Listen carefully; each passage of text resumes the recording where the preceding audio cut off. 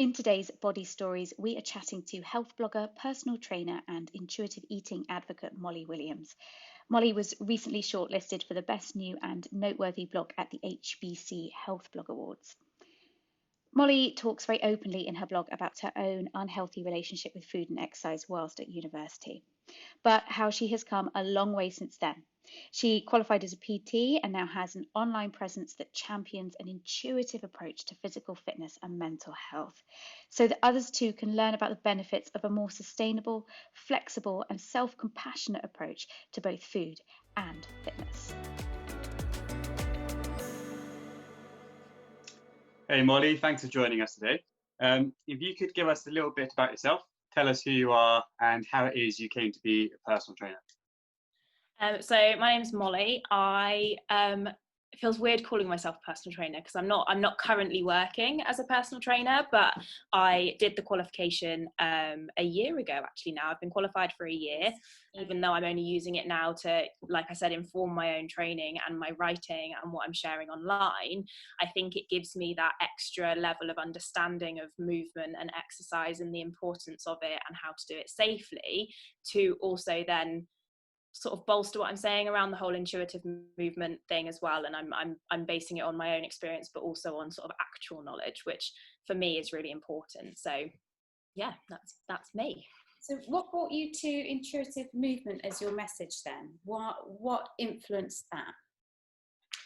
It's been a long old journey, if I'm honest. I don't even really know where to start. I suppose I want to be able to enjoy exercise, and I have come through a journey of being really, really prescriptive with my exercise and having quite clear goals and things I've been aiming for, a lot of it based around aesthetics, and then just coming to realize through following a lot of other people and consuming a lot of other content online around this kind of thing, that sometimes that approach to fitness isn't always sustainable and it doesn't always fit in with your lifestyle. And I've had so much other stuff happen in my life over the last sort of 2, 3, 5 years that actually pursuing a really prescriptive approach to fitness has been detrimental to like both my mental health and my physical health. And so I came to realize that actually I just needed to take my foot off the pedal a little bit and sort of loosen the reins and be okay with a more flexible approach. I'm not a pro athlete. I train because I really enjoy it. And therefore, I don't have a specific goal that anyone else is expecting me to achieve. I was putting that pressure on myself. And I think there's a difference between pushing yourself to do things because you enjoy it, but also then pushing yourself to do things that are beyond your capabilities and you're doing it because you think others are expecting it of you, or you think that's what you should be doing.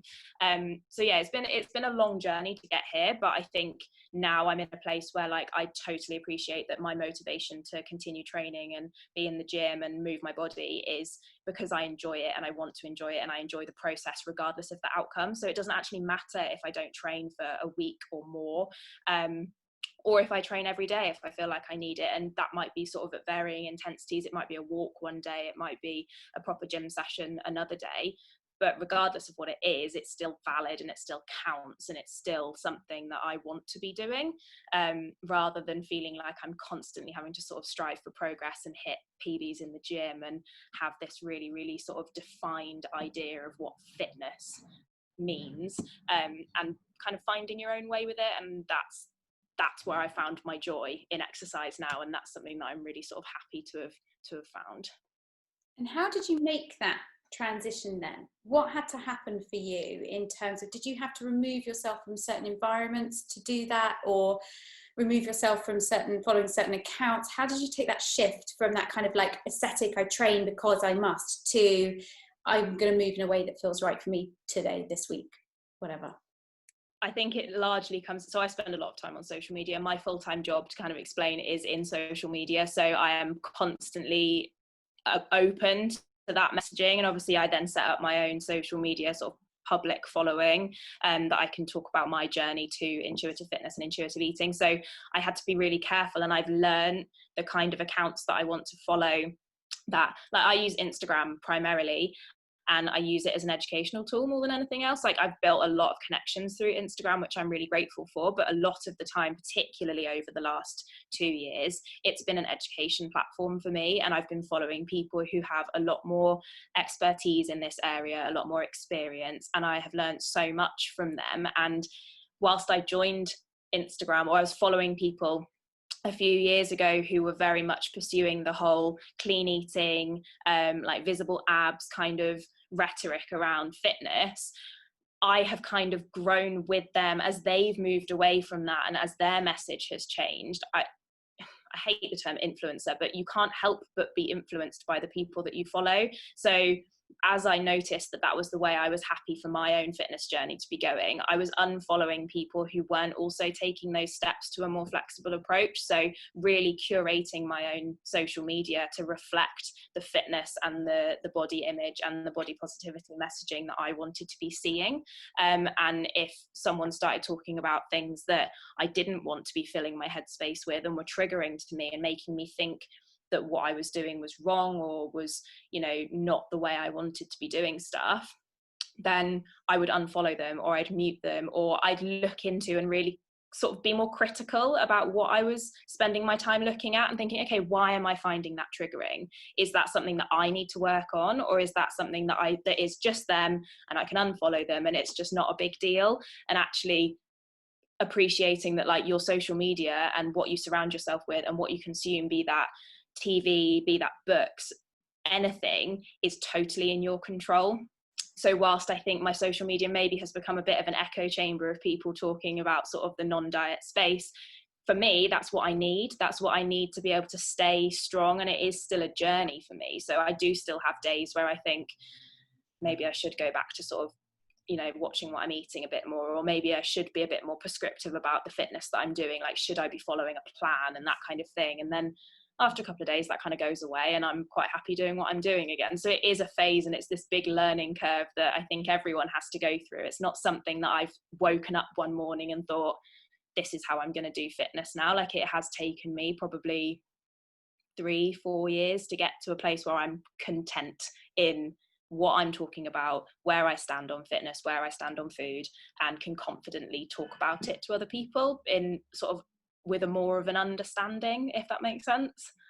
One thing I would say that really changed my mind, I think it has been, I was definitely influenced by other people, but in a really positive way. And I think had I continued to follow the accounts that are promoting weight loss, that are promoting, I don't know, bikini competitions and all that kind of jazz, like, I don't doubt it would have taken me far longer to get here, and maybe never at all, and I would still be where I was 3 years ago and sort of training really hard for hours at a time and that kind of thing. So yeah, I'm quite happy with where I am now, but it's definitely been an environment of my own building, I would say.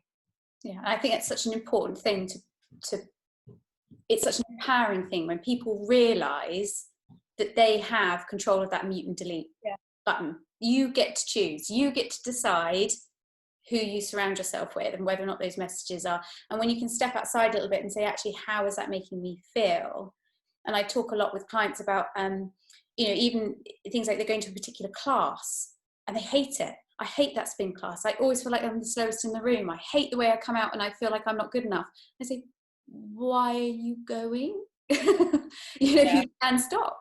You can swap that out. You don't have to be there right now. But it's interesting what you said about you've noticed a shift, a movement within some of those voices who previously were quite aesthetic driven to being more flexible. I think that's something, James, would you agree that we're seeing more and more, even with some of the biggest kind of fitness influencers out there? Yeah, massively. Even on the guys, whose bread and butter is turning around 12-week transformations, the language they're using is starting to change. You can definitely pick that up across social media, for sure. I don't know if that's something you've noticed, Molly.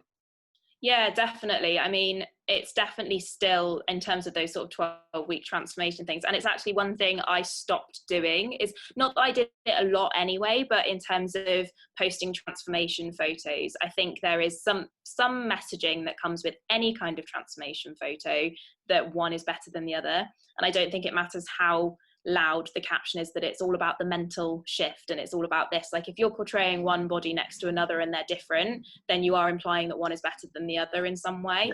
And so I made a decision when I started gaining a few more followers on my sort of fitness account on Instagram that I would stop posting them, because I just didn't feel that I could stand behind that decision and justify why I was comparing one body type to another. Even if I was saying a bigger body was better than a smaller body, like who am I to say that someone in a smaller body is then wrong for having that body when my body is different? Like it's just, I think taking the focus away from bodies at all is probably the way that things are going.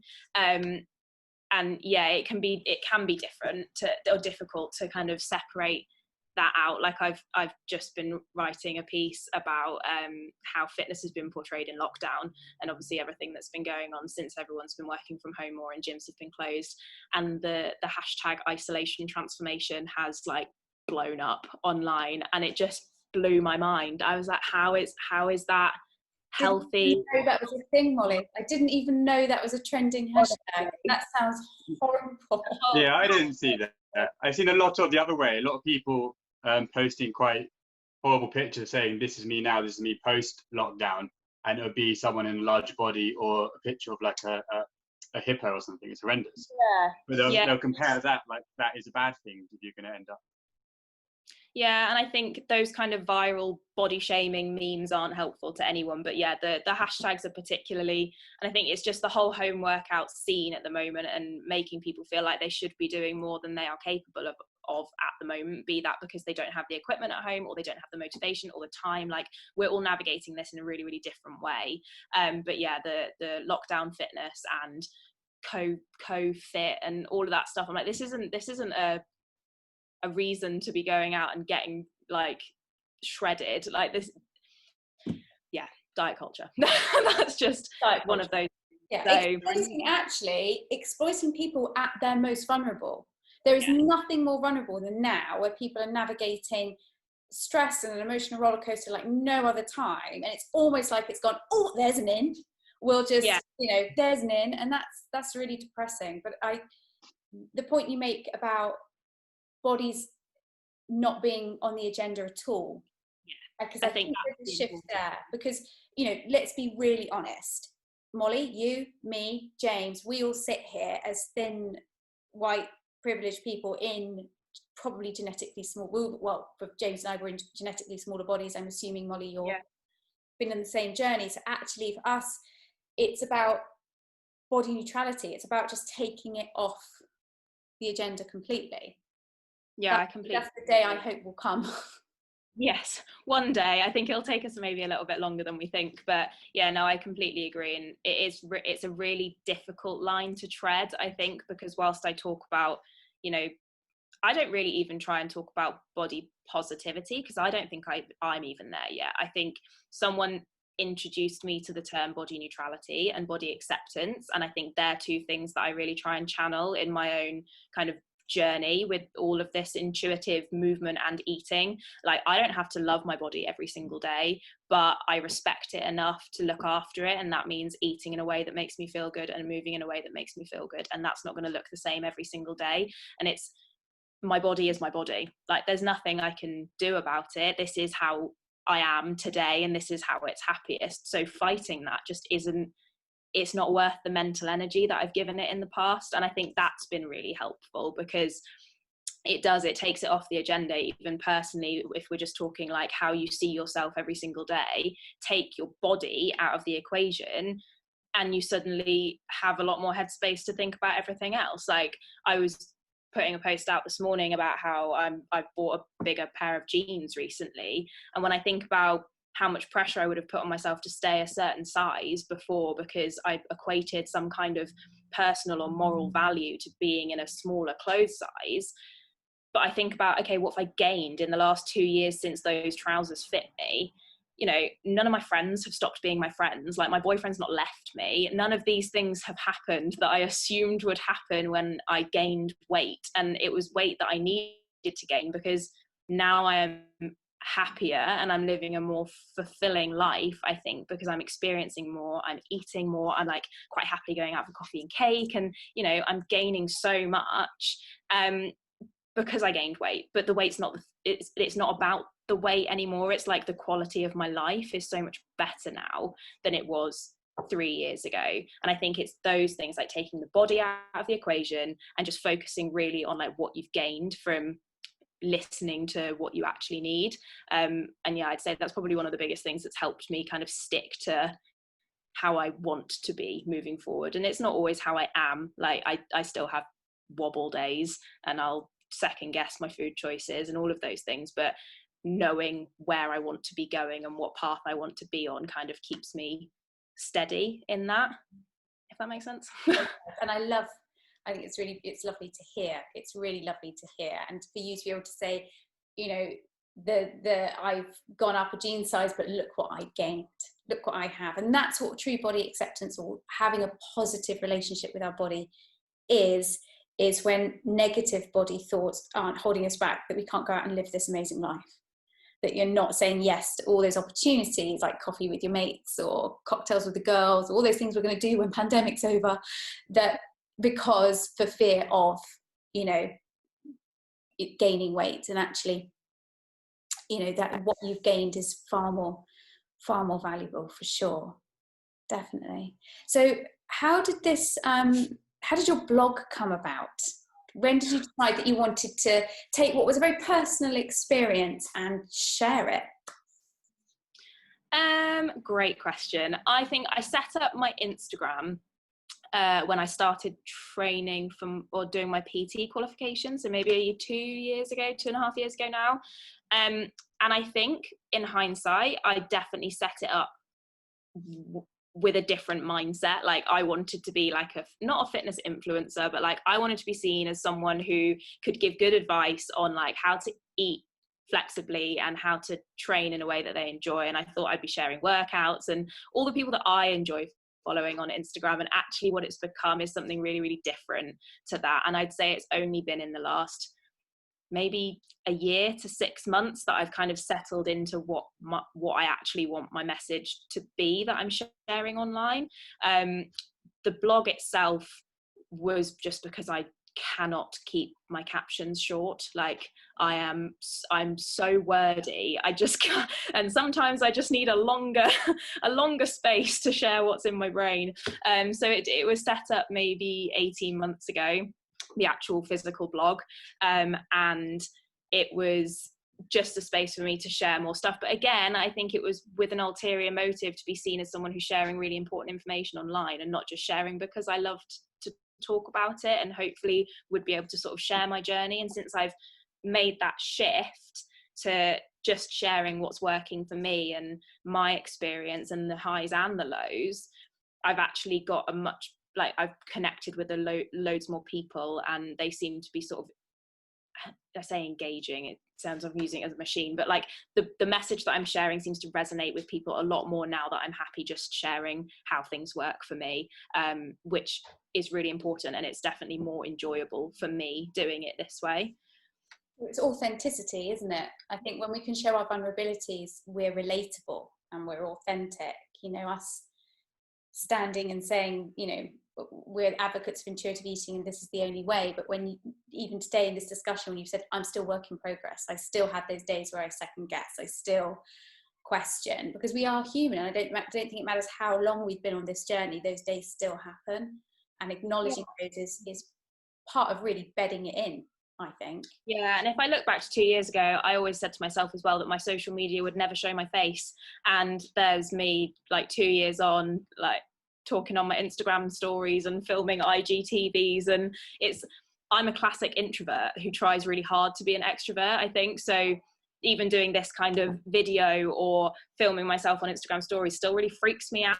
Like the whole world is seeing who I am, but actually there's no way that I'd be able to get this message across better than showing the world who I am, and talking from a place of authenticity and realness. And no matter how awkward that might be for me, I find that it's a better way to build connections with people. And although like I'm not sharing to thousands and thousands and thousands of people, the people who are listening to what I'm saying are getting quite a lot from it, and that makes me really happy. I'm very much that classic, like, if it can help one person thing, then I've kind of done my job. So yeah, that's good. Molly, I feel you. Yeah. Yeah, it's lovely. Molly, did you come up against any sort of roadblocks or conflict if you've gone from the way you used to train and you're following like these bikini models, this contest?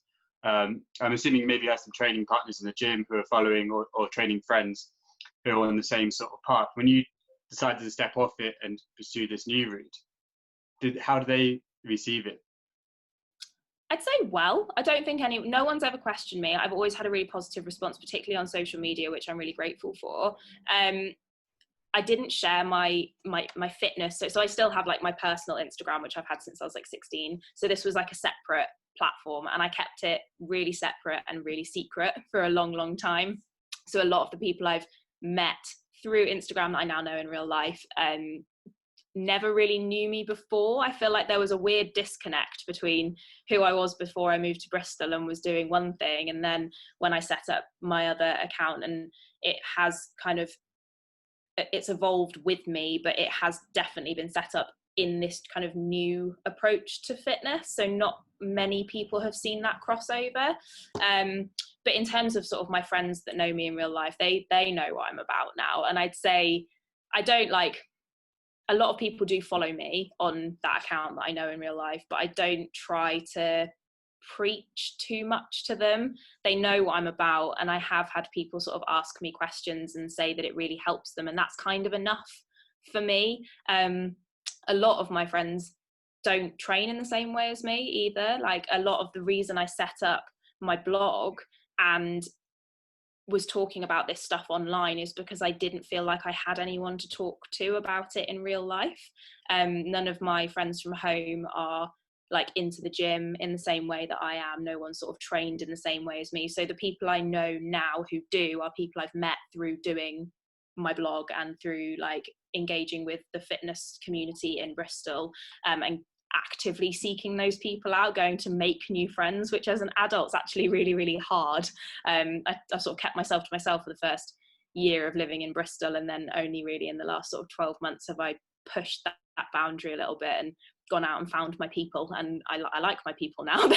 They get me. We're all on the same wavelength, which is amazing, because I don't feel like I'm ever having that internal conflict of someone sharing or pursuing something that's really conflicting with what I want to be doing. Like, people are still pursuing goals the same way that like I want to get stronger in the gym, but everyone's doing it from a place of like a really good balance, and we can talk and quite openly about when we're struggling, or you know, things that we've seen online that we'll send to each other and be like, look how ridiculous this is, and it kind of like boosts each other. So yeah, it's been really good. I think the biggest struggle for me is coming at it from like a personal training perspective, and having that knowledge and knowing that if I were to go into the personal training space as I'd say I'm still a professional now, even though I'm not pursuing it as a career, but if I chose to start working as a personal trainer, I think I'd have to work really hard to carve out a space for myself that seemed like I still knew what I was talking about. Because I feel like sometimes if you're not a PT that's talking about sort of transformations and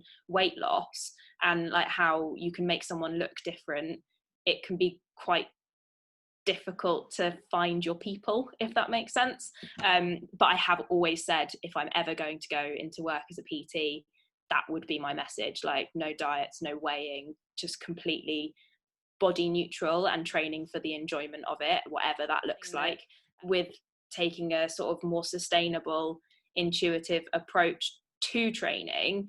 You don't get from A to B as quickly as you would if you were following a really strict plan, because that's the point of the plan. It gets you results. But I don't know, I think it goes back to what I was saying before about pushing yourself to do something you really don't want to do, but also acknowledging when pushing yourself is actually quite helpful, and just doing so when you feel able and ready to. So example, I went for a run earlier this week, and I live at the top of a really big hill, and I hate running up hills. I can't. I'm not a really good runner.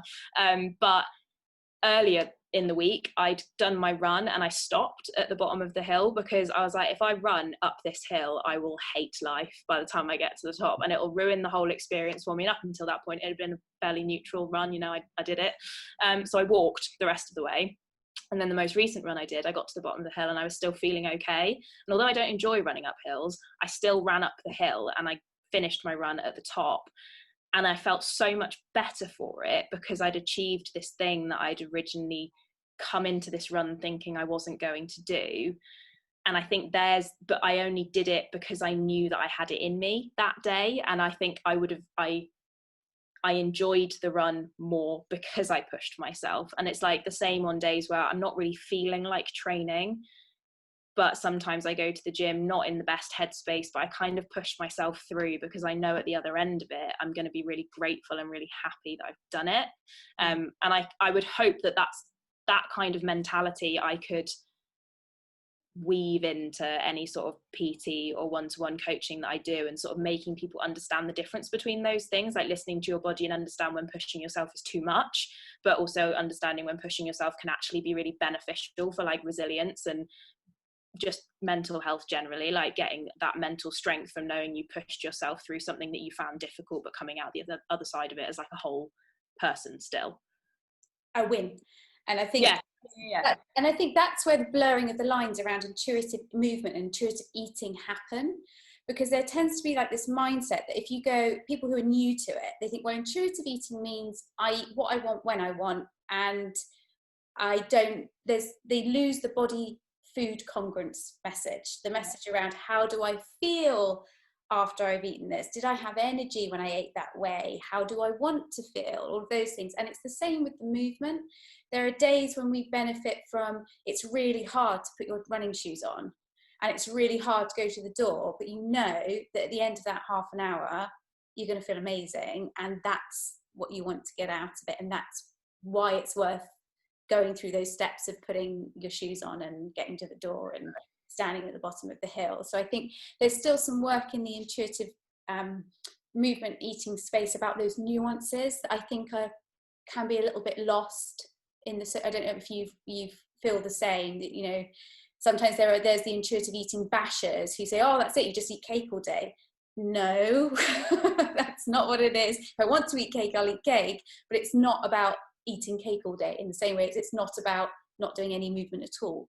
It's not as black and white as that, is it? Yeah, I think that's the difficulty, isn't it? Is understanding that making people understand that sometimes the grey area is okay. Like, it doesn't have to be black and white. I've gone through periods of training and eating in a very, very black and white way, which is kind of how not something I've touched on yet, but, you know, how I've come to be happy in how I'm eating and training now, because I wouldn't want to go back to how I was eating and training before. But yeah, I think I try not to give too much, I say, advice on intuitive eating. Like, I'm still sharing this coming from personal experience, and there's a lot of learning and educating that I'd really like to do around it, but I don't have the headspace for that right now with, you know, full-time job and everything else going on as well. So I've learned a lot from reading and following people and sort of trying it out myself, and that's kind of what I try to share. But you are right, I think there's a lot of people who think intuitive eating is easy, and I don't think that's true either, because you're unlearning a lot of habits.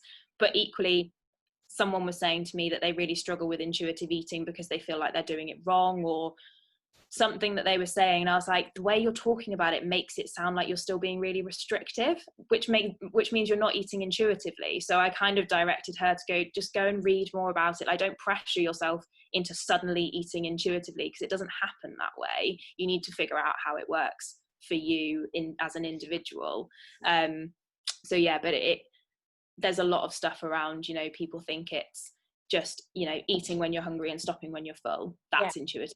Yeah. But actually, if that's what you stick to, that's as restrictive as anything else. So intuitive eating gives that flexibility to also eat when you're full if you want to, because it's going to make you feel good. Like, if you want that cookie even though you've just had dinner, like, that's totally fine. But equally, on some days you don't want to do that, and that's also fine. I think some people will do it more easily than others. Some people will need the professional guidance from someone like yourself, and others won't. So if you had a big billboard and you could talk about intuitive movement, you could say anything to everyone in the world, what would your billboard say, Molly? It sounds really cliche, but being in a smaller body doesn't make you happier is probably the biggest learning I've personally experienced, having shrunk myself for a number of years and realizing that I wasn't any happier in myself, and actually I'm probably happier now that I'm not in that smaller body. So pursuing weight loss for happiness is not a sustainable nor ultimate end. Perfect. Brilliant. Thank you so much, Molly. How can the club members get hold of you? How can we find you on social media? I'm most active on Instagram, so I am Moll, MOLL _ eats and lifts, although I'm doing a lot less lifting these days because I'm not in the gym. But yeah, Instagram's probably the way to find me, and then my blog is linked through that. Thank you for tuning in, and we hope you have taken something away from listening, perhaps one small action you can put into practice today. We would love to hear your thoughts on today's episode, so pop on over to Reframe Club where you can share them, your own reflections and experiences. We would love to hear from you. As always, here at Reframe Club, we are rooting for you.